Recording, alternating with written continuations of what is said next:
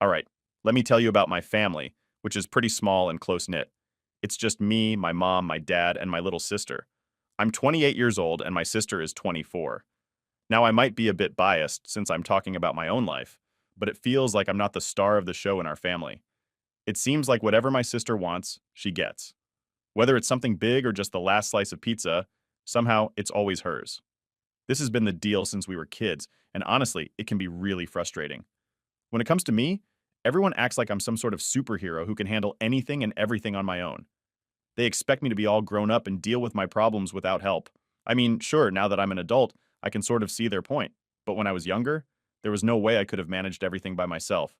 But looking back, I guess all those tough times made me who I am today, which isn't too bad, I think. Let me dive a bit deeper into my journey. I guess you could say my independent streak started early. By 20, I'd had enough of feeling like I was always playing second fiddle to my sister because of how my parents treated us. So I decided to make a big change. I moved out. I found a small apartment that fit my budget, which wasn't much, but it was mine. And that felt amazing.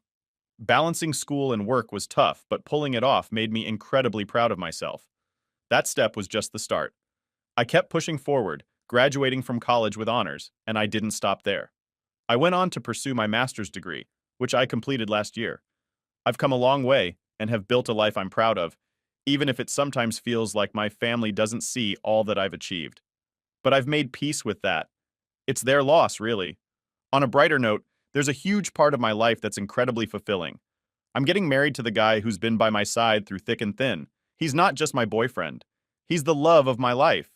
It's like, despite everything, I've found my own kind of happiness, one that's not dependent on my family's approval. It's a pretty sweet feeling, knowing I've built this life on my own terms. Liam and we've been an item for about 5 years now, starting back in my second year of university. But we've actually known each other way longer than that. Before Liam came along, all the drama with my family had me thinking I wasn't cut out for meaningful relationships. I felt like I was lacking, like I didn't have much to offer anyone because of how things were at home. Meeting Liam, let's stick with that name, even though it's not his real one, changed everything for me. With him, I've built something genuinely special, something solid and real.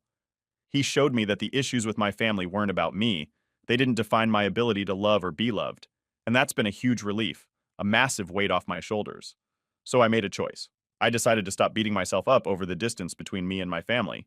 Sure, we still talk, but it's mostly just chit-chat, nothing deep. And you know what?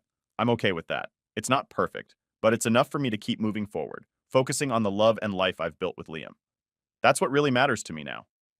Our family dynamics are a bit unusual, especially when it comes to how we interact with our first child. It's kind of odd, to be honest, but that's just how things are. Meanwhile, Liam and I, as I've shared, have been together for a solid chunk of time. The day we celebrated my master's degree completion was a day I'll never forget. It's when he proposed. We'd had plenty of conversations about marriage before, so we both knew it was in the cards for us, but the way it happened was just magical. The proposal was straight out of a romance novel, done in front of my closest friends. I thought the day was just about celebrating my academic achievement, but then one of my friends suggested we take turns sharing how much we mean to each other. I went along with it, not suspecting a thing. It turned out to be a setup, a beautiful ruse to create the perfect moment for Liam to propose. The whole let's share our feelings bit was all part of the plan, and I was completely taken by surprise, in the best way possible. When it was Liam's turn to share during that special setup, he made sure to save his words for me until the very end. And when he finally spoke to me, it was like a scene from the sweetest movie you could imagine. He said things so touching that I was on the verge of tears. Then he proposed. That moment was pure magic, and even now, just thinking about it sends me right back there, feeling all those intense, wonderful emotions all over again. I love him beyond words. I didn't rush to tell my family about the engagement. They weren't even aware I was in a relationship, mainly because I figured they wouldn't be interested. But Liam, being the supportive partner he is, encouraged me to share the news with them. So we decided it was time, and one weekend we went to my parents' house together. Liam dressed up for the occasion, and I couldn't help but tease him about trying to make a good impression on my parents. He didn't even try to hide his intentions. My sister wasn't home when we got there, but she showed up a few minutes later. The whole situation felt a bit surreal, bringing Liam into my family circle like this, especially under the circumstances of announcing our future together. It was a big step, one I hoped would at least bridge some of the distance between my family and me. Can you believe it? my sister started flirting with Liam right in front of me, even after she realized I brought him home as my fiancé, the guy I'm planning to spend the rest of my life with. It was so frustrating to watch, and what made it worse was my mom didn't even say anything to her about it. Thankfully, Liam was amazing through it all. He kept me close to him the entire time, which helped me stay calm and not lose my temper. My parents did seem genuinely happy for us, or at least they didn't show anything to the contrary. It wasn't like I was asking for their approval anyway. I was there to let them know about a decision I had already made. A few weeks later, Liam and I went to one of our favorite spots. I noticed he was being particularly careful and gentle with me, which is usually a sign he has something serious on his mind or something he's uneasy about. So, I prepared myself for whatever he was about to share. My curiosity couldn't wait until we reached the restaurant, so I asked Liam what was bothering him. He urged me to calm down, assuring me he wasn't about to bail on us. Then he dropped a bombshell. My sister had been making moves on him since the day they met. She didn't stop there. She found him on social media and had been relentless, bombarding him with messages. It got to the point where she was blatantly telling him to ditch me for her, claiming she was the better match. Hearing this made my blood boil. How could she cross such a line? I was so angry and hurt that I couldn't even bear the thought of calling her to confront her about it. Instead, I decided to take a more direct approach. I told Liam that I'd go to my parents' house the next day to clear the air and confront this issue head on. It was time to set things straight once and for all. Update 1. I arrived at my parents' house at noon. I had made sure to call ahead, wanting to ensure that everyone would be there. It was important to me that we all discuss something significant. It was a Saturday, so gathering everyone wasn't too much of a challenge. My mom even mentioned that it was perfect timing for my visit because she had something she wanted to discuss with me as well. When I brought up how my sister had been flirting with my fiancé, insisting that she needed to back off because he was already taken, I was already feeling nauseous about the whole situation.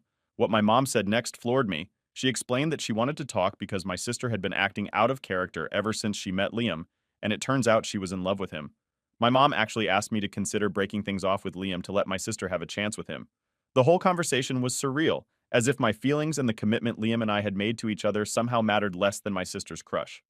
I couldn't believe what I was hearing. Liam was my partner, not some object to be passed around based on whims. I was so upset, I told them straight up that they were the most selfish people I'd ever met, and I was embarrassed to even call them my family. My mom did most of the talking while my sister put on a show with what I saw as fake tears. And my dad? Well, he might as well have been a statue, always just going along with whatever my mom decides.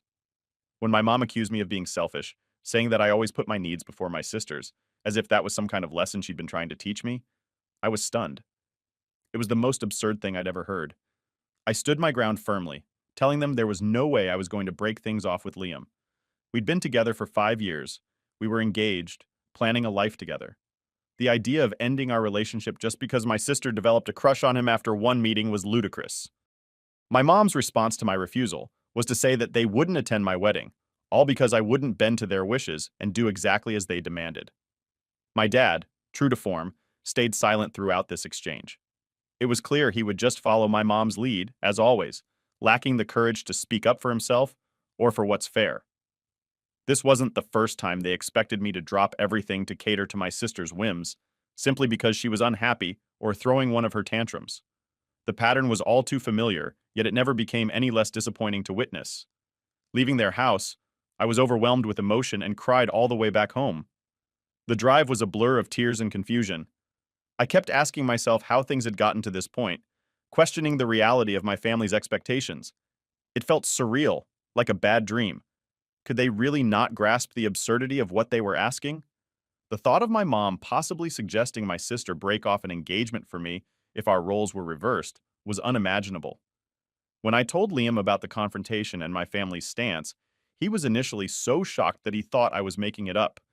He knew my parents favored my sister and hadn't always treated me fairly, but this situation was beyond anything he'd expected. I apologized to him, feeling ridiculous for even having to say it, that my family wouldn't attend our wedding because of my sister's feelings for him. Voicing it made the whole scenario sound even more ludicrous. It was a tough moment, acknowledging out loud just how estranged my relationship with my family had become over something so unreasonable.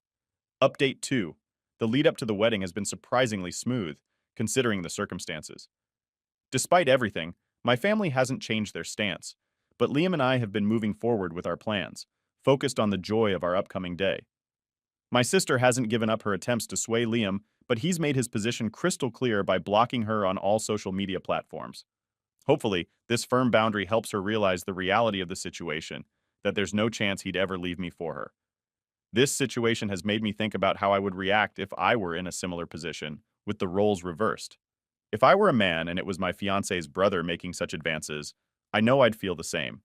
It's not just about rejecting inappropriate advances, it's about what those actions say about someone's character. Such behavior, pursuing someone who's clearly committed elsewhere, especially within the same family, reveals a lack of respect and integrity that I couldn't overlook. My circle of friends has been absolutely incredible through all of this, stepping up in ways I never even expected. They've been by my side, making sure the drama with my family didn't overwhelm me as we prepared for the wedding. In an attempt to bridge the gap, my best friend even took it upon herself to call my mom and sister, hoping to reason with them. However, their stance remained unyielding.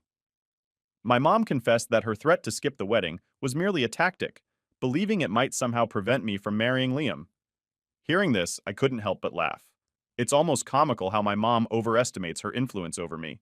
Of course, having my family at my wedding would be ideal, but not at the cost of their irrational behavior. Their actions and attitudes over the years have never made me feel valued or included, so why would my wedding day be any different? If they choose to miss out on this significant moment in my life over something so petty, then that's a decision they'll have to live with. My focus is on celebrating this new chapter with Liam and the people who genuinely support and care for us. Sending an invitation to my family was my way of extending an olive branch, giving them one last opportunity to choose to be part of my life and this important milestone. It was a clear message. They had a chance to make things right, to show that family bonds could withstand even the most absurd challenges. But in my heart, I was prepared for this to be the final test.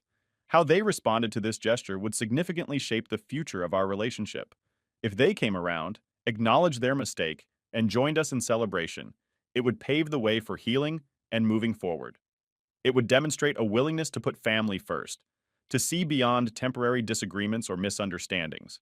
However, if they chose to stay away, letting their objections to my marriage dictate their actions, it would be a clear sign that our paths were diverging. I've come to realize that my well-being and peace of mind must come first, and I refuse to surround myself with negativity or allow it to shadow my new life with Liam. The decision was entirely theirs to make. I've done my part by keeping the door open, but whether they walk through it or turn away will determine the nature of our relationship from here on out. Update 3. So guess what? My wedding was absolutely amazing. Way better than I even imagined it would be. Right now, I'm chilling on my honeymoon, and yep, I'm a married lady now. It feels kind of surreal, you know?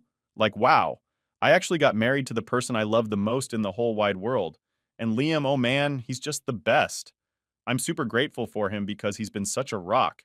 Even with all the wild stuff going on with my family, he didn't even think about leaving me to deal with it alone. Oh, and about my family, that they didn't show up at the wedding. Yeah, that really hurt. I kept sneaking peeks over at the guests, kind of hoping to see them walk in at the last minute, but nope, they never came. Liam caught on to what I was doing, and he was super sweet about it. He gave me a big hug and was like, "Hey, let's just focus on us today, okay?" Right in that moment, with Liam's hug and his reminder, I realized we were all that mattered. It was our special day, and it was about our happiness, nobody else's. It didn't matter who wasn't there or who might have had issues with us getting married. We were over the moon, and nothing could change that. This day was something we'd been dreaming of and waiting for so long. Liam's family has been incredibly warm and welcoming, treating me like one of their own. In that moment, I understood that their love and support were going to be more than enough for both of us. As for my own family, well, at that point, it felt like I didn't really have parents or a sister anymore. My heart just couldn't feel the connection. I'm not sure if those feelings towards my family will change in the future, but what I do know is that I'm choosing happiness. I'm choosing to focus on the love and life Liam and I are building together, no matter what. Now for the top comments. NTA, I can't believe your parents. They are not fit to be called parents. If I ever meet your sister, I'm going to beat her for real because she needs to get over herself and take a silent father. I am super disgusted. He watched his wife destroy his family. And to you don't owe your family anything. I'm surprised you were this patient. Next story. I'm a guy, 32 years old, right? And I've got this family situation that's a bit complicated. So, I have 3 kids. There's my 6-year-old daughter, my 4-year-old daughter, and my 7-year-old son. But here's where it gets a bit tlium. only my two daughters are with my current wife, who I married 6 years ago. Before I met my wife, back in my college days, I had this friend. It wasn't super serious. We were more like friends who sometimes hung out a little more closely, if you catch my drift. Anyway, she ended up moving away, and just like that, we lost touch. Fast forward to about a year ago, and out of nowhere, she hits me up with some huge news. Turns out, I'm the dad of her 6-year-old son. Yeah, I was pretty shocked, and not gonna lie, pretty upset too. It was a lot to take in. So, we went through all the necessary steps, like DNA tests, to make sure this was for real. And yep, the test confirmed it. He's definitely my son. She reached out because things were tough on her end, financially speaking. She wasn't trying to mess up my life or anything, she just needed a bit of support. My wife, well, she wasn't exactly thrilled when she heard about all this. But since it all happened before she and I got together, it wasn't something she could hold against me. And I've always believed that a kid deserves to know their dad. Missing out on that relationship can really sting, you know? So, I suggested to his mom that I should start spending weekends with him. And guess what? He's an awesome kid. We hit it off and really started to bond. It felt so right that we moved to a 50-50 custody arrangement. It gave his mom some breathing room to sort things out, and it gave me more time with my son, which I absolutely love. Our house is pretty big, with 4 bedrooms, one for me and my wife, 2 for our daughters, and one that we used to keep for guests. Once I found out about my son, I knew things at home had to change a bit to make room for him. The guest room? We decided it was time to give it a little makeover and turn it into his room. At first, he was only with us on weekends, but I wanted him to feel like he was part of the family, to have a space he could call his own. Now that he's with us half the time, he's really made the room his own, decorating it just how he likes it, which is great. My daughters absolutely adore their brother, and the feeling's mutual. He's become a big part of their lives, and it's amazing to see them all together. My wife, well, she's okay with things. She's not overly warm, but that's all right. I'm not expecting her to be his mom. He's got a mom, and my wife respects that. So, this past week was my turn to have my son over, something my wife and I had planned for. But then we realized my in-laws were planning to visit us at the same time. Our house, with its 4 bedrooms, was fully booked. We were stuck with a bit of a dilemma. The in-laws would have to crash on the couch, or we'd have to figure out something else. So the choice seemed pretty clear to me. My in-laws could stay at a hotel. I hadn't talked it over in depth with my wife, but I figured she was on the same page. After all, my son was staying with us that week, and even if he wasn't, we had already turned the guest room into his room. It was a space meant for him, and we had agreed it would stay his, no matter what. I thought my wife understood that his room wasn't just a temporary setup that could be changed whenever we had guests. But when I went ahead and brought my son home as planned, my wife was taken aback. She seemed really upset when she realized that I hadn't made alternative arrangements for my son, given that her parents were coming to visit. She was like, "You know my parents are coming, right?" And I was a bit confused, honestly. I was like, "Yeah, so what's the problem?" When she asked where her parents were supposed to stay, I said, "In a hotel." That's when things got heated. She got really angry and suggested I should take my son back to his mom's and skip our week together. It was a tough moment because it seemed like we had a big misunderstanding about how to balance our family space with the need to host other family members. I stood my ground, insisting that my son had just as much right to be at home as anyone else, if not more. He's part of the family, and his room is his space. So, the in-laws ended up booking a hotel, although their visit was cut short. They stayed for just 3 days instead of the 2 weeks they had planned. After they left, my wife was upset, saying that I had embarrassed her parents by not making room for them at our house and for not being willing to change the custody schedule with my son. She thought I was being unreasonable, suggesting I should have just skipped my week with my son to accommodate her parents. But here's the thing. Skipping that week would mean waiting another 2 weeks before I could see him again. And that's not just about me. My son looks forward to our time together as much as I do. It's important for him, for my daughters, and for me that we maintain the time we have together.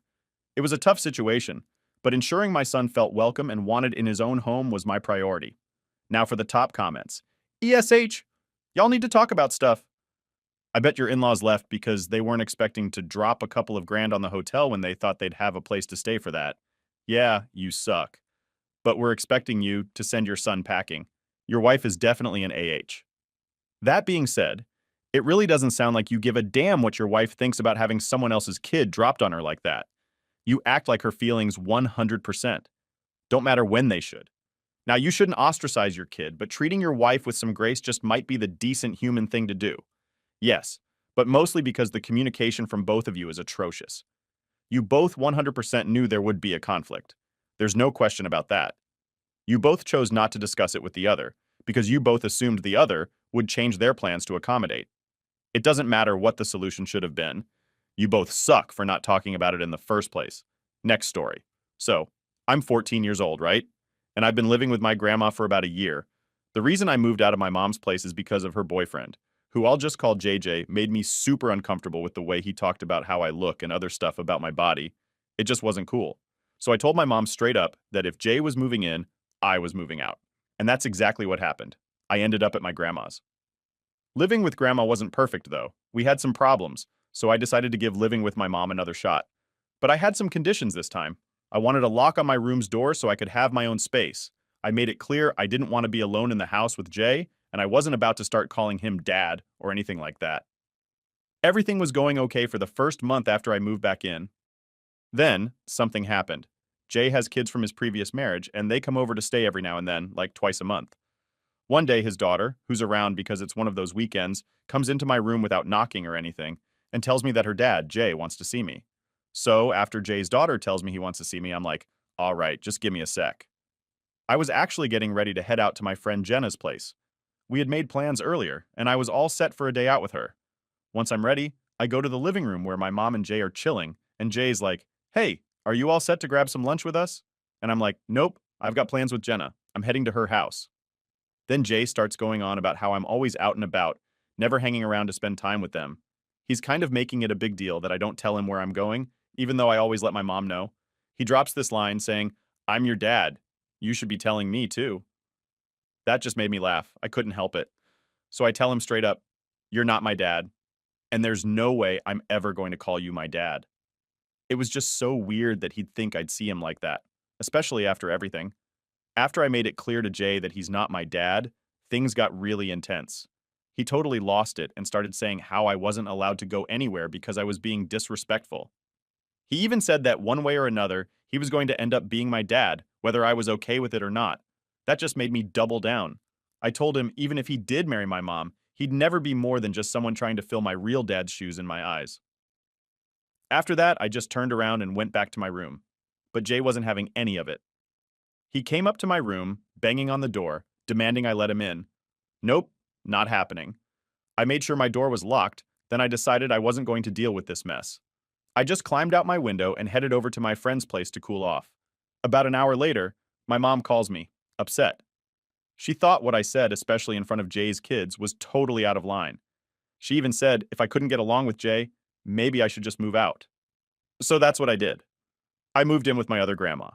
I told my mom straight up that I was just being honest, and I wasn't about to start pretending everything was cool with Jay just to make things easier. My dad was proud of me for sticking up for myself, but my mom's still mad at me, so I want to know if I was in the wrong. Now for the top comments, NTA. Your mom's husband is way out of line, banging on the door and yelling Lowell. Oh my god, so toxic to all him. A title like Dad Father is earned. I respect your ability to see past the hostile environment and take care of yourself. Sounds like your mom might be controlled by her husband, and you aren't going to be able to rely on her. Thanks for pointing out it is only a beef. Yikes. What's going to happen once they're married?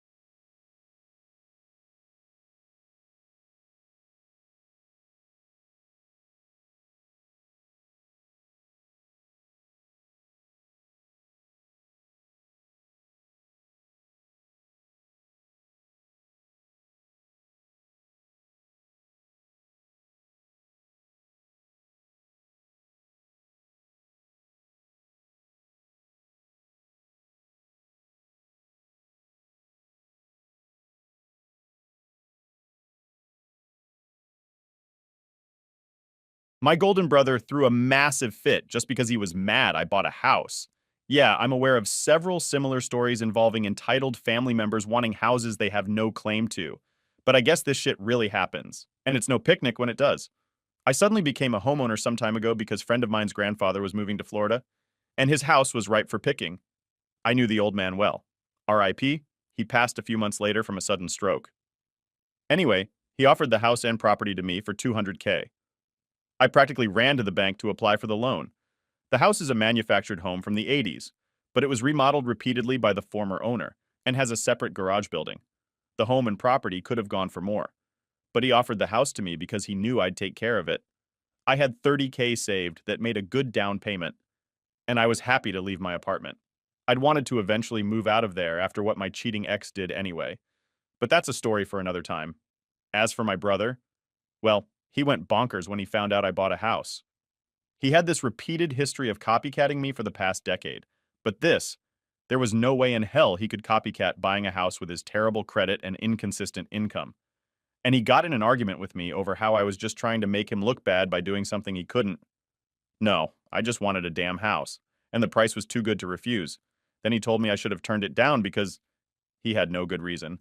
I could practically see his screws getting looser with every dumbass excuse he made as to why I shouldn't have done it.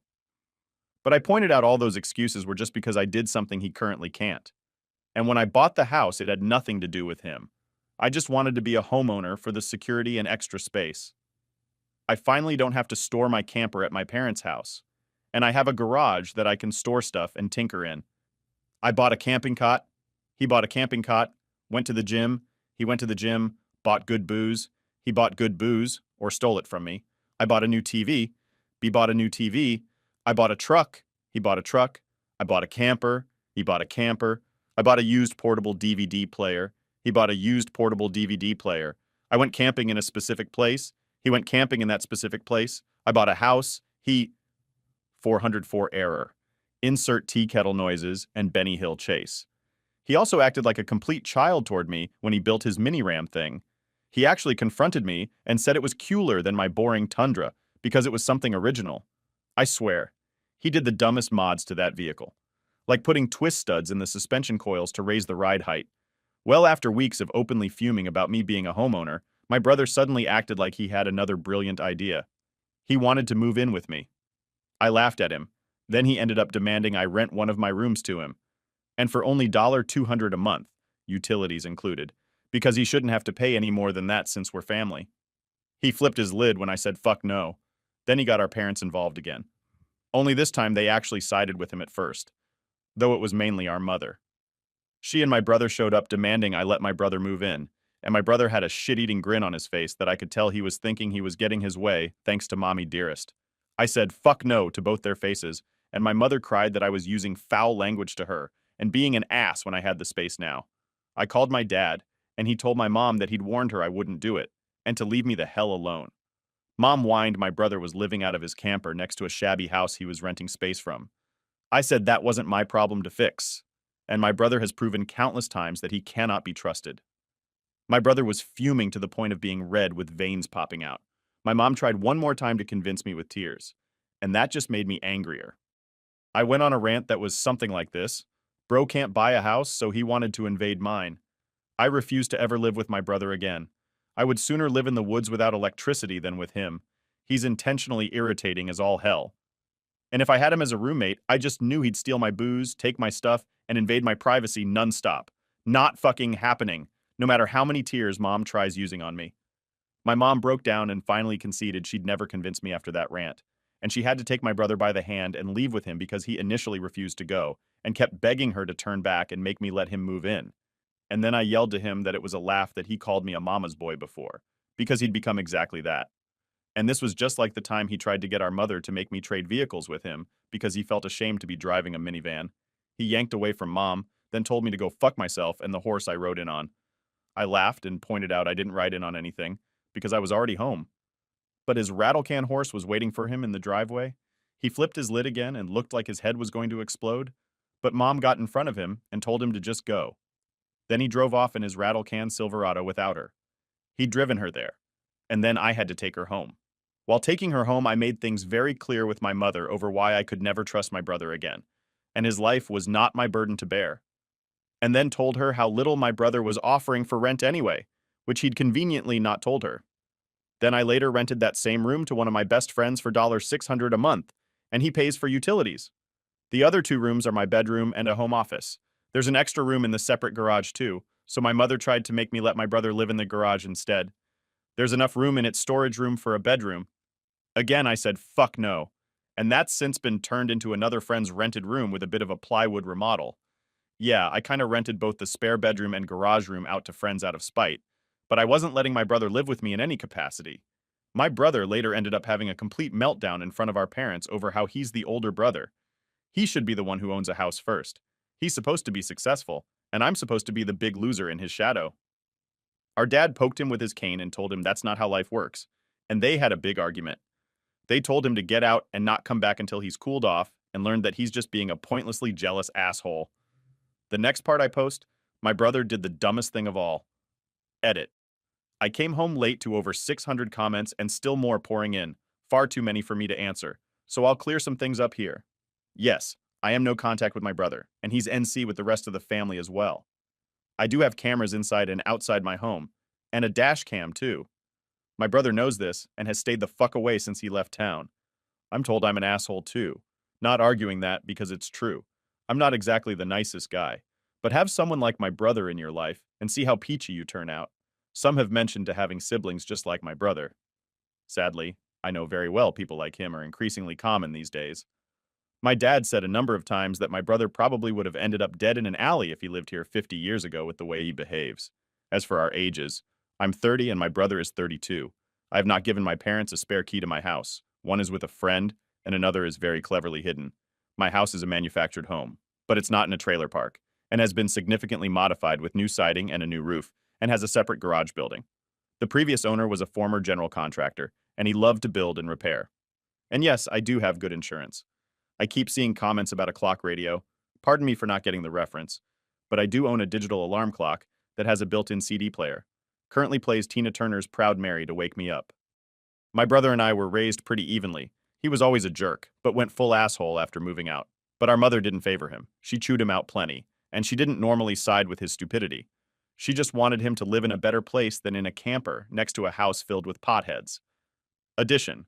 My brother willingly moved into that camper. He was renting half a room in that house of potheads. Then convinced the landlord to let him live in his camper on the property for the same price instead. And he bragged about his camper a lot, which he has a full gaming center in, complete with PlayStation. He only wanted to invade my house to piss me off and make his cost of living even lower. He also doesn't like camping nearly as much as me. He mainly liked just pissing me off by following me. He loved to make me miserable. In fact, he felt entitled to make me miserable. That's the kind of person he is. Do I have a restraining order against my brother? Not really. Just didn't bother. Because even if I did, it'd only be for like a year. And my brother wouldn't let something like that stop him if he was truly determined anyway. Story 2. I had a baby as a result of an affair, and now his wife is reaching out to me. I, F, 26, had an affair with a married man, M, 42, a few years ago. I had no clue he was married when we first met and hooked up. I obviously looked him up on social media, and while he did have photos of his kids on there was absolutely no mention or photos of a wife at all. I found out that he was married about a month after we first got together. But he told me it was just a marriage on paper and that they basically lived separate lives and agreed to remain married for practical purposes until the kids were older. They owned a business, which she really ran, and he was just financially involved in. I knew at the time that I probably shouldn't believe him, but I convinced myself it was true. I was in my early 20s and so attracted to him, and I got pregnant about a year into seeing him. I had always been so careful with preventing pregnancy, but during my relationship with him, I took stupid risks. I was so high in lust with this guy, it's embarrassing. The things he'd ask me to do, I'd say yes to almost anything, even when I knew it was a bad idea. I was in love with him, or I thought I was. I hadn't intentionally wanted to get pregnant. I would, of course, dream about being his wife and having a family, but I knew that wouldn't be a possibility while he had this arrangement with his actual wife. I didn't get pregnant on purpose with any intention of him leaving her for me, even if I wished that we could be a real, normal couple. I was surprised by how excited I was to be pregnant with his baby. I wanted that baby once I found out I was pregnant. The thought of carrying this baby of the man I loved was so special to me, but I knew he probably wouldn't feel the same. I told him I was pregnant and he told me I couldn't keep the baby. I expected his reaction, but I was devastated, and it hurt me to my core that he didn't feel the same way I did. He offered to pay, to make a whole weekend of it somewhere exciting, WTF, and to buy me something special if I'd just please get rid of the baby. He explained that he didn't want any more kids and that he couldn't openly be a father to another kid when he and his wife were still pretending to be happily married to the outside world. I agreed to do what he wanted, and we made plans for him to pick me up and find somewhere out of town to go get it done. I was all packed the night he was going to pick me up, but I started to feel really scared and really unsafe about the whole thing. I took my bag and checked myself into a hotel to hide because I couldn't go with him. I texted him to say I promised to never contact him again and to never name him as the father or go after child support if he'd promised to leave me alone. At first, he tried to sweet talk me into doing what he wanted. When I didn't cave in, he said some very nasty things to me and that I essentially better never contact him again or show up at his door. I have a 2-year-old now. At times, it's been difficult, but overall, we are thriving as best we can. I've kept my word about not naming his as the father or requesting child support. His wife contacted me on social media. Well, she's his ex-wife now. She wants to talk to me. She found out about me and told me that she divorced him 6 months ago. She wants her children to know their sibling and for my child to know his siblings. That's weird to me. I haven't responded back to her yet. I'm unsure about how to approach this. How do I respond to this? I wonder if I'm being selfish by not exploring an option for my child to know his siblings, if she's being genuine about that. If I was married and my husband fathered a child outside of our marriage, I don't think I'd feel the same that she does. Update 1. I made a post 3 weeks ago and things have only gotten stranger. I had an affair with a married man a few years ago. I regret it, and I will never do anything like that ever again. I knew it was wrong from the very beginning, but he captivated me. I was naive. I allowed myself to believe when he told me they were pretty much just married on paper for the sake of their kids. I got pregnant, and while he tried to talk me into getting an abortion, I ultimately decided to keep the baby. I have a 2-year-old little boy now. I promised this man that I wouldn't expose our affair, and I wouldn't formally identify him as the father or request child support. I did that because he was becoming very nasty about the whole thing, and I felt like due to the mess that I had created and the way I felt by the end of it, a clean break with no involvement with him would be the best thing for everyone. I moved back to where my family is, hundreds of miles from where he and his family live. About a month ago, his ex-wife reached out to me via social media, claiming they had been divorced for 6 months and that she wanted our children to be able to know each other. Now, their kids are teenagers, so I didn't really think they'd want anything to do with the toddler and the woman their father was having an affair with. It seemed odd to me. After posting here, I sort of decided that I wouldn't respond to her. I'd just ignore it.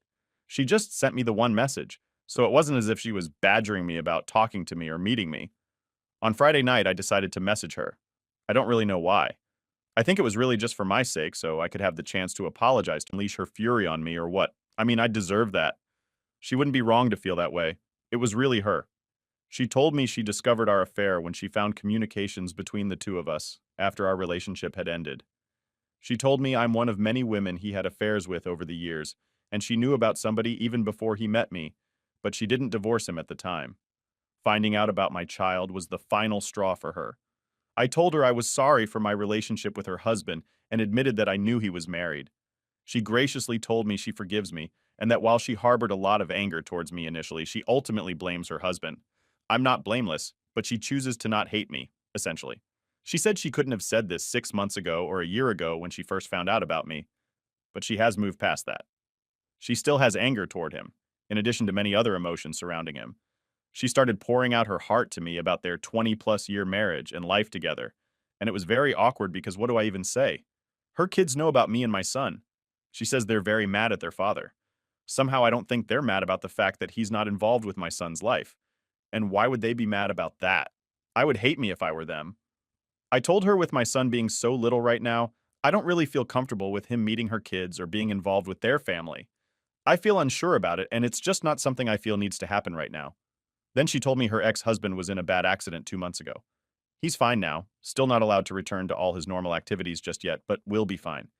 He is probably the most physically active person I've ever met, barely ever seems to sit down, so he must be terribly annoying to be around if he's not allowed to go all the time. She told me he wants to meet my son. Apparently, she moved back in with him temporarily when he first came home from the hospital. She said the accident really shook him up, and he has been expressing a lot of regret about my son, not being involved, not providing for him.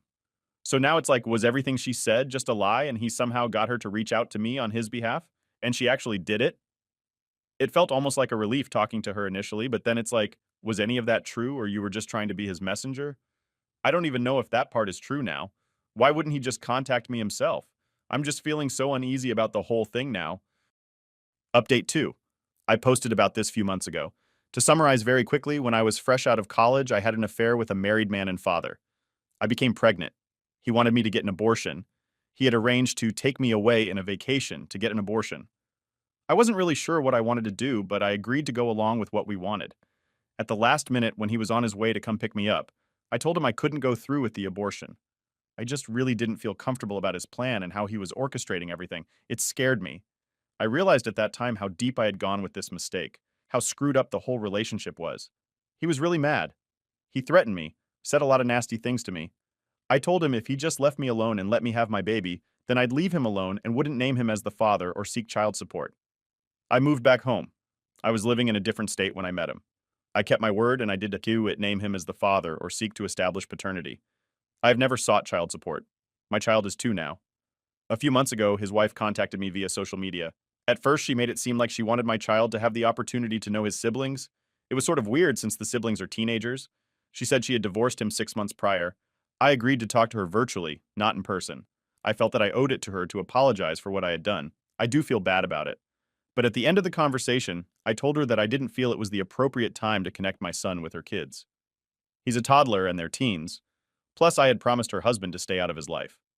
That's when she told me that he was recently in a bad accident, and she had been helping to take care of him. Supposedly, he was going to be fine and was fairly recovered at that point, but she said he had expressed interest to meet our child, so she was basically his messenger. I've not been in contact with her since then. I deleted my social media. I don't know why, but the whole thing just really made me uncomfortable.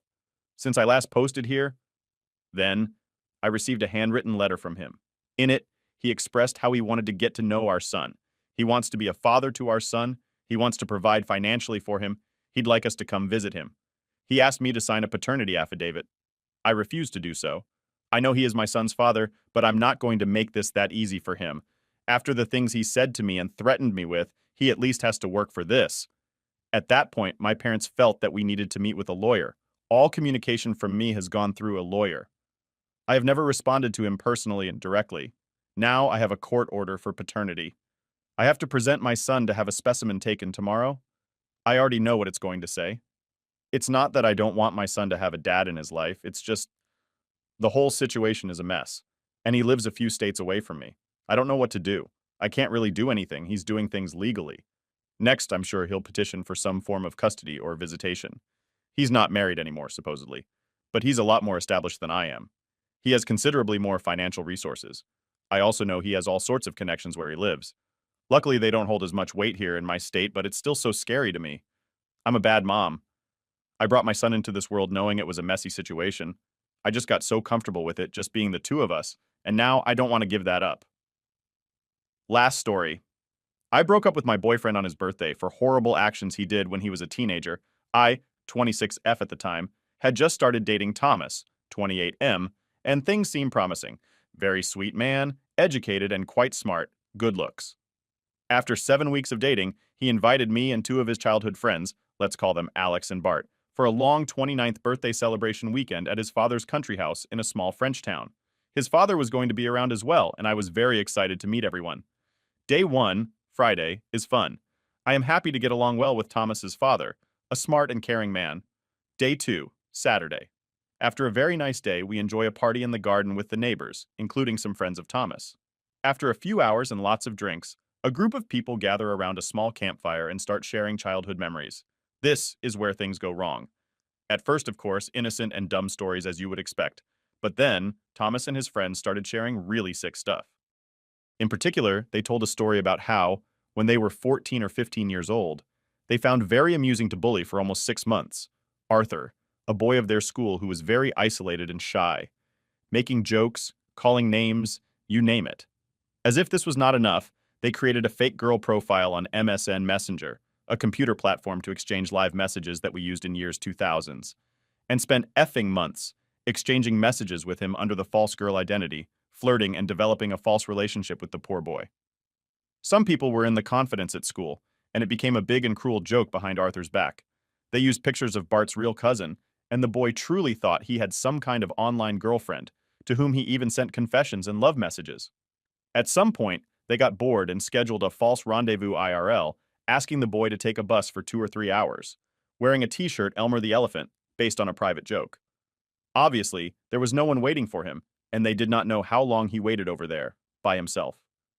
If Arthur had not already understood what was going on, he found out the next day at school after Thomas and Bart told the story to everyone and even shared the love messages that Arthur had been writing.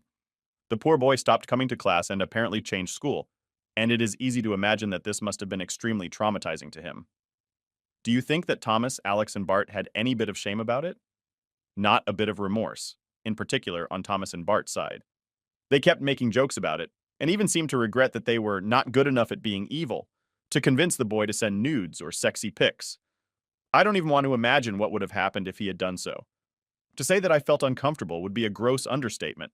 I was absolutely horrified and started to despise Thomas more than anything. I was not the only one shocked. Thomas's father, who heard the end of the story, had the most disappointed look in the eyes. His stupid son was so drunk that he did not even notice it. I escaped the party immediately after that and got back to the house. I could not sleep at all this night, and I kept thinking about the evening and how Thomas was still finding this funny. I heard him coming to bed around 4 a.m., but I pretended I was asleep. Day 3, Sunday, was the actual birthday, and the initial plan was that I would take Thomas on a one fancy surprise date for lunch nearby, and then we would meet the group for a late afternoon party. But instead, I woke up very early on Sunday morning, took all my stuff in silence, and went alone to the train station, where I took a direct train heading back to Paris. I decided to send a text to Thomas, wishing him happy birthday, and telling him to meet me at a certain location 1 hour from the house for a surprise, and that I needed to go a little bit in advance to make sure that everything would be perfect. I had picked the location randomly using Google Maps to gain time. Thomas read the text around 10 a.m. when he woke up. He responded with excitement that he would follow religiously the instructions. When he arrived there at 12:30, I told him to wait further as there was little delay on something. Then I asked him to meet me at a restaurant, which was 30-min drive from the initial location. When he arrived at 13:15, I texted him that I was on my way, would arrive in 20 min, and that he will understand when he sees me why I made him wait. I also asked him to order some food and the most expensive bottle on the menu. Around 13:30, he started calling me several times and sent a lot of worried texts. And after 45 minutes, I responded, in French. So, how does it feel to have people play with your feelings? Then I stopped responding. I let him call and text the entire afternoon, but never responded. At some point, an unknown number called me. It was his friend Alex asking what was going on, and that Thomas' birthday was completely ruined because of what I did. I just responded, "This is an extremely small payback for what you did to Arthur. Tell Thomas to stop calling me," and hung up. I blocked them. I still felt bad the entire evening, as I had started to grow attached to Thomas back then. The following days, a common friend called me to say that my reaction was completely absurd and unfair, that it was not my role to punish someone for actions they did as a teenager, that they were adult ways of saying things and that I had been completely crazy. Only a few people supported what I did. Everyone else seemed to think that I was a bitch. Thomas tried to fix things and win me back for a few months afterwards. I never responded to any of his messages. I don't regret it. I simply hope that Arthur, who should be 35 or 36 years old now, is well. Edits. I really did not expect so many reactions and comments. As expected, I see that not everyone approves what I did, but I am surprised to receive so many kind messages. Thank you, about Thomas's father. He was actually one of the few people understanding my actions. He called me shortly after the incident to discuss an unrelated topic. I was to give him a list of recommendations about something, and was already aware of everything. He did not badmouth his son, but I could really feel that he was disappointed. He simply told me that he had not found sleep the night of Saturday to Sunday because of what he had heard during the party. He told me he appreciated meeting me and expressed regret that I was not with his son anymore, but also said that he understood my reasons. He did not try to convince me to get back with Thomas. This man was truly a gentleman. I don't know what became of Arthur. I don't even know his last name. I think that even if I had known his name, I would not have reached out to him by fear of making him remember things that he probably wants to forget. I hope he is a confident man and that he still likes Elmer the elephant.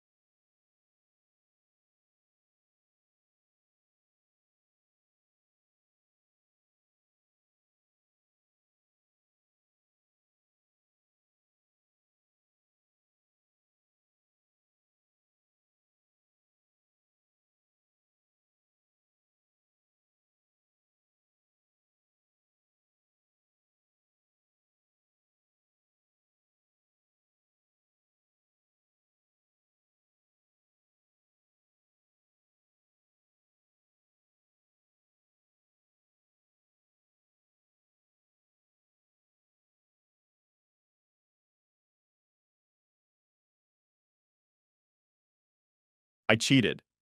And now she is pregnant with his baby. Love and the human desire. A double-edged sword that both enriches and complicates our lives. We are capable of deeply loving one another. Yet when lust enters, some are drawn to betray the ones they love the most. So goes the story of Sophia and Henry, both bound by love, history, and a marriage of over a decade. After Sophia explored the forbidden path, it destroyed her life. She hopes to find peace in sharing her story with us. Could confessing to a twisted cheating story absolve Sophia? I let you decide before we start. Gift the like button a cat, but don't mention its feral warning. Opie is so honest and to the point you will be triggered. I was referred here by my sister, who thought getting opinions of people not familiar with my situation could benefit me. I'm a 31-year-old female. You can call me Sophia, and my husband Henry, who is 33 years old. We've been married for 10 years and together nearly 13.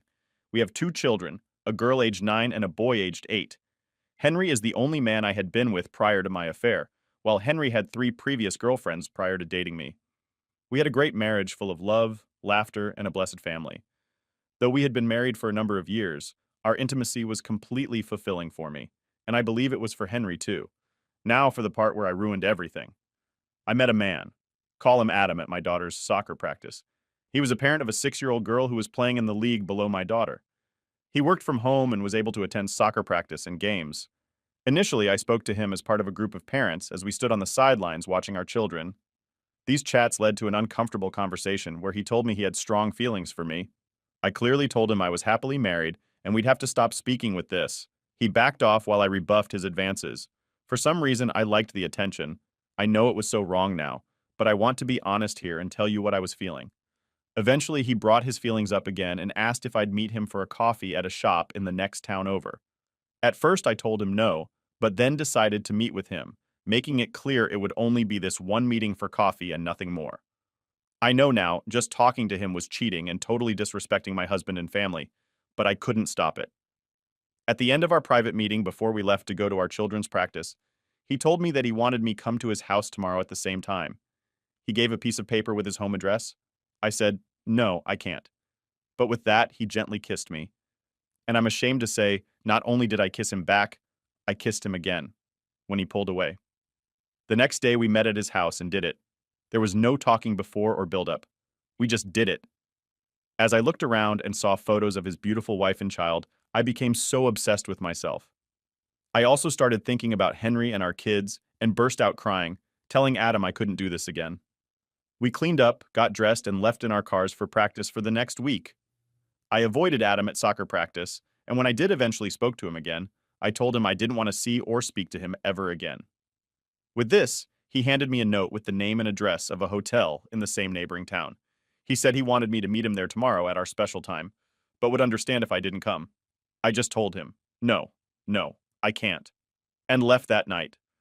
I stayed up all night thinking about this situation and how it would destroy my marriage and family if this ever became known, but foolishly thought it was unlikely, as we never called or texted, and all of our communication were verbal or via these handwritten notes. My intention was not to go, but I broke down and did it again. As with our first meeting, it ended with me crying and telling Adam, "We cannot do this again." This time he agreed with me, but he added that our lovemaking was worth the risk. We parted and this time remained apart for a full month with no contact, outside of brief conversations at soccer practice and at games, while talking with other parents. What's most disturbing is that at one of the games, my husband, Henry, and Adam ended up talking, not just talking, but having a deep conversation for over 20 minutes. This made me feel terrible, but in a way, it excited me in some twisted way. Fast forward to midday. The day my husband discovered my affair, and the absolute worst day of my life. Adam and I spoke at soccer practice the day before and agreed that we can no longer meet as we were both happily married and loved our spouses and children. However, and here's where I made a really bad mistake, we agreed to meet one final time. I know people. Some of you here are not going to believe me, but it's the truth. D-Day was to be our final time. I didn't want to meet at Adam's house as I couldn't take seeing the photos of his wife and child, so I offered to have him meet me at my home. The plan was for him to park on the adjacent street and walk over to my house, then walk up to the side door where I would let him in. It was lightly raining, and no one was out on the street, so I thought he did so undetected. I took him to our home office on the second floor, which has a guest bed, and that is where we got together. I want to say I would have never done anything in our marital bed like we did at Adam's house, as I have too much love and respect for my husband. since this was going to be our last time. There was a lot of hugging and kissing just before we really got into it. My husband, Henry, came into the room and stood beside the bed recording. I don't know how long he had been there before. He said, "What the hell is going on here with this?" Adam and I quickly jumped up and separated, and I just started crying, telling Henry I'm sorry and could explain everything. Explain what? I don't know. But at the time, it was all I could think to say. I don't know what got into Adam, but he completely panicked and tried to rush past Henry, who was blocking the door. Henry is over 6 foot and weighs nearly 230, while Adam is about 5'10" and weighs about 160. So he bounced off Henry, falling back to the floor. He got up again and attempted to charge at Henry, but this time Henry stepped forward and pushed him back hard in the push, send Adam lying back where he hit one of the window screens and fell backwards out the window, landing on a large bush we have in front of the house. He had no clothes on. I cried and begged Henry to stop as he was going to hurt Adam. And I didn't want him, Henry, to get in trouble with this. Henry just gave me a mean look and ran down the stairs. I was afraid he was going to beat Adam and was so fearful my husband would get in trouble with the law. I watched from the window, wrapped in a blanket, and saw Adam still laying in the bush, trying to extract himself. I could see he was scratched up and hurt, but didn't appear seriously injured. Henry emerged from the house holding Adam's cell phone and started shouting at Adam to give him his passcode. Adam started begging for mercy, pleading with Henry not to hurt him and not to call his wife Kate. Henry got angry and told Adam to give me the freaking code or you're going to suffer with this. Adam quickly gave him the code and Henry entered it into the phone. Henry then called Kate and told her who he was and explained that he was standing here with her husband wearing no clothes. Who? He just caught having sex with his wife. After some additional back and forth and comforting talk, he gave Kate our address and ended the call. I then saw our next-door neighbor walking over. He asked Henry if everything was all right. Henry told him no, but said he'd be okay. Henry then thanked him for calling him and explained he caught us in the act. Our neighbor said he knew something was up when he saw a man sneaking around outside the house. He said at first he thought he was robbing the place until he saw me answer the door and let him in. The neighbor told Henry he just had to call him. Henry told the neighbor he was going to call the cops as he wanted to report the situation. Hearing this, Adam began crying and pleaded with Henry not to do so. At this point, he was still naked and had began shaking violently. I shouted down to Henry, asking him to please not call the cops, but he ignored us and called. They came within a few minutes. Henry and our neighbor met the officer out at the curb where they spoke for several minutes, pointing at the neighbor's house and then up to the office window. Next, they walked up to the bush where Adam was hunched over weeping. The officer asked Henry if he could retrieve his clothes, and Henry said he would do so. When I heard Henry open the door, I ran to the top of the steps crying and telling him how sorry I was and how much I loved him. But he never looked up. He just gathered Adam's clothes and shoes off the floor and stairs and went back outside. The officer took the clothes from Henry and handed them to Adam, and he clumsily got dressed. The sight was humiliating.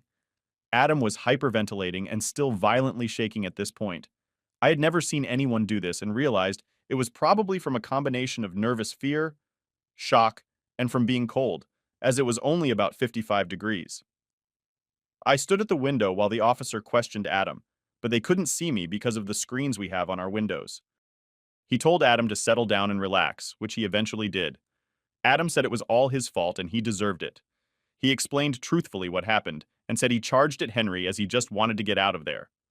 The officer asked him if Henry acted defensively or offensively when he pushed him. Adam replied that it was defensively. I was relieved Adam didn't falsely accuse Henry. Soon, a number of neighbors gathered out front. The neighbor who reported me to Henry was explaining to them what was going on. I was so embarrassed and just cried harder. Now back to the police officer and Adam. The officer asked him if he wanted to press charges. Adam said he didn't, and said he just wanted to leave and promised to never bother our family again. After this, Adam's wife, Kate, pulled up out front. My husband walked out to greet her where they spoke for a minute or so. Adam ran over to her crying and saying he was sorry, but she didn't even acknowledge him. The officer spoke to her, and I could faintly hear her say she wanted Adam to stay away from her. The officer then told Adam to step back. He did, took a step back and looked betrayed, and he started ugly crying. The officer spoke to Henry and Kate for a few minutes, then walked into the house to speak to me. He called up the stairs and asked if I could come down and talk with him. I said okay, but asked him to give me a minute so I could get dressed. The officer then took my statement at the end of our conversation session. He said that my husband requested I voluntarily leave the home. I told the officer I didn't want to, and that I needed to speak with my husband.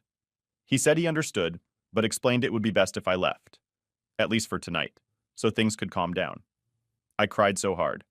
He then asked if there was anyone I could call. I told him yes, my parents. Coincidentally, shortly after I said this, I heard my mom's voice on the porch talking to Henry. When I saw her face, it broke me. I just said, "Mom, I'm sorry, Mom. I really messed up." The officer explained to my mom that it would be best for me to stay with her for a few days, at least, until things settled down. I then went upstairs with her to pack. She didn't say anything while packing, but I saw she was fuming. I knew she was angry, embarrassed, and really disappointed with me. When we came downstairs and walked outside, only the officer was there, along with several neighbors who were still out on the sidewalk talking. The officer explained that Henry had gone to pick up the kids at school, that Henry would be taking them to practice and then out to eat. He said, Henry asked that I close and lock the door and Henry would call me in a few days to talk.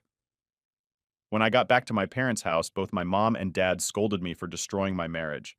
I just said I was sorry and explained that I was going to win back Henry's trust. My dad told me that was never going to happen and that I should start preparing for divorce. With this, I burst out crying and Mom asked him why he'd say something like that. He just said, "Because it's true." For the next 2 days, I texted and called Henry, but he didn't respond. Then on Wednesday evening, he sent a text stating we could meet on Saturday morning at our house to discuss next steps. He also wrote in the text that he had already explained to our kids what happened, so they were fully aware. I couldn't believe he did this without me. I thought they must hate me now. In a separate text, Henry said he filed charges against Adam and secured a 30-day temporary restraining order. I hated hearing this as I just wanted this nightmare to end. To make matters worse, the incident was written up in the police section of our local paper. While the paper didn't give names or our house number, it did give our street name and was written. So it was obvious what happened. Add in. People knew from gossip, so everybody must have known it was about our family. Saturday came and I was both excited and nervous to see Henry again. My dad and mom drove me and stayed out on the porch as Henry and I met inside. I told them they could leave, but Henry said he wanted them there as he didn't trust being alone with me. Seriously? I went in to hug him and he just held up his hands, keeping me away. We sat down and he handed me separation papers. I broke down crying and told him, "No, please don't do this." I pleaded and again told him how sorry I was, and I loved him, only him. He just said, "No, you don't," and started explaining the papers like a machine on a mission. I continued begging just to have a moment to talk to him about what happened, but he just kept explaining how the separation will work. He said I could move back in, but would be staying in the office. That was still just the way I left it. He then said he was splitting our bank accounts $5,050 and we would split the equity in the house if it ever sold, but explained he wanted me to surrender any claim to his for a 1K. He then went on and explained that starting next month, I would be required to contribute 35% of our living expenses, including the mortgage insurances, utilities, car payments, food, etc. This would be about $20 $300 per month since I didn't have a job. I would need to pay him for my half of the savings. He explained that all of this was clearly detailed in the separation agreement and that I needed to get a lawyer to review it. I told him I don't want to get a lawyer, I just wanted to talk to him about us. He calmly but firmly said, "There's nothing to talk about," and said he just wants to officially separate from me. Then he explained that the only time he will talk to me would be for matters pertaining to our kids, or when our kids are talking to both of us. He said, "Anything else?" I say will be ignored.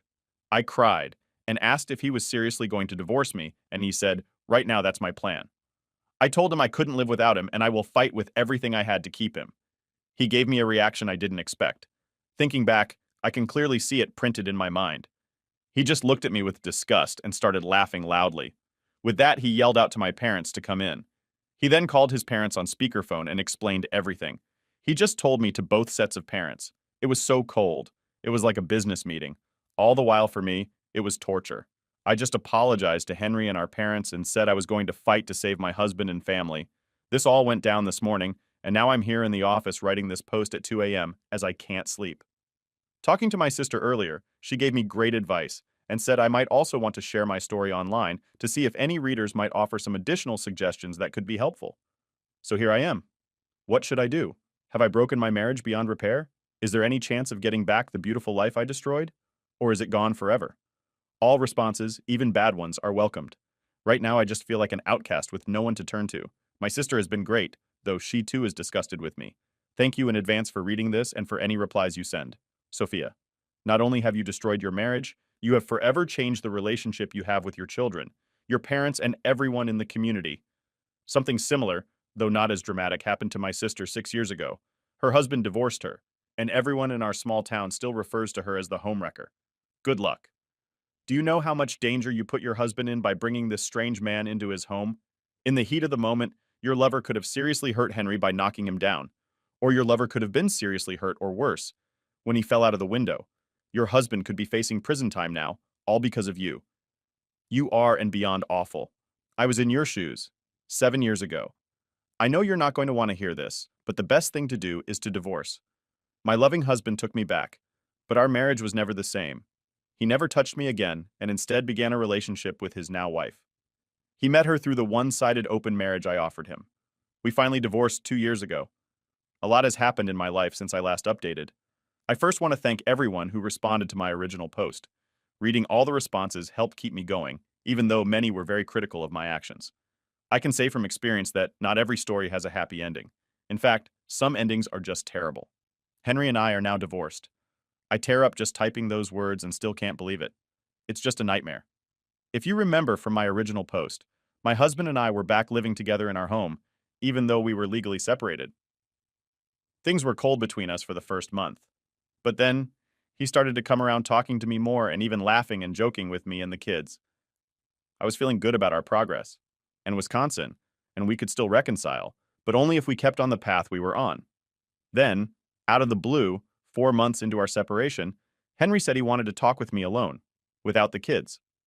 I thought this was going to be a discussion about us taking the next step towards reconciliation, but instead he told me he wanted a divorce. I was completely devastated. I know all wives that did what I did use that term a lot in these posts, but I can tell you I truly was. Henry explained that while he will always care deeply for me as the mother of his two beautiful children, the love, passion, and trust he had for me is gone. I tried everything to change his mind, but it was already made up. I broke down and we hugged. But I could tell it was not a hug of a husband and wife.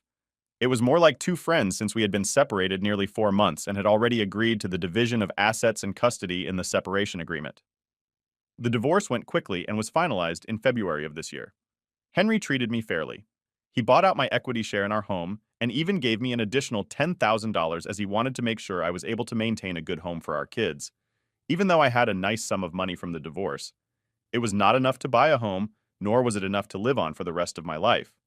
So I ended up taking a job at a new donut franchise just down the street from our kids' school. I know the woman who owns the franchise, so I contacted her about working there, and she hired me on the spot. Contrary to what you might think, I love working there. The owner is very nice and understanding. My coworkers are awesome and our customers are super friendly. I kind of wished I had gotten a job while I was married, as maybe things wouldn't have turned out like they have. How does the saying go? An idle mind is the devil's playground or something like that.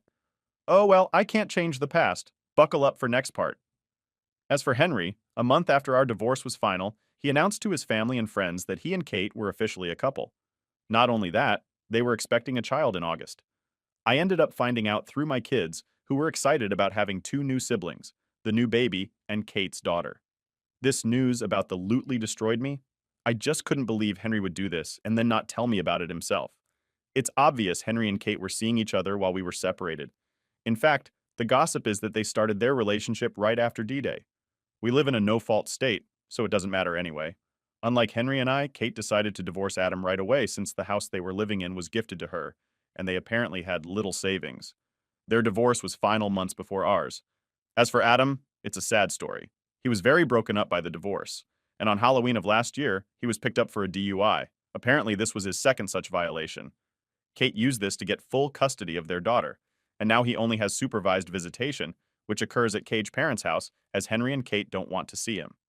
On top of that, Adam is deathly afraid of Henry. I learned this through gossip, but didn't need to. I remember D-Day and how it all went down. I think it's dirty and cruel for Kate to do this to her child's father, even though she may hate him. But I understand why she did what she did. Kate and her daughter are now living with Henry and my kids in my house.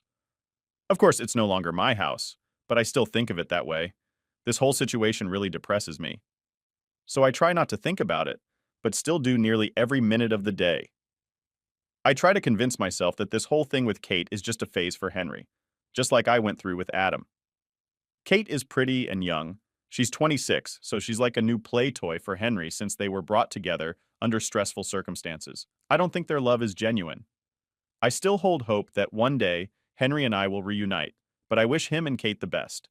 Last week, I was advised that my contact with Henry will be limited further, as he advised me that we will only be talking about our kids via email starting on Wednesday this week. Henry said Kate has been communicating with Adam this way, and he wants to do the same to me. Hearing this so bluntly broke me even further. I know Kate had to put him up to this, as he would never cut me off like that. As for me, I've recently been spending most of my time decorating my new apartment and making it a comfortable place for my kids. It's only got 2 bedrooms, so things are a little crowded, but we make it work. I wish I could go back and change the past, but I can't. So now I'm just moving forward. One baby step at a time. That's where things are today with me. Thank you for listening to my story. That was Sophia's story, a story with a series of choices with consequences. Some light has feathers, others heavy as stones. Sophia's choice to cheat with Adam was one such stone. Well, a huge stone sinking her into the depths of regret. In the end, sharing her story might give her breathing room and a sense of relief. What is your take on this? Is she fair in her comments about Kate? Let us know down below. Before you go, gift the like button a cat. But don't mention it. Feral. Thank you for watching.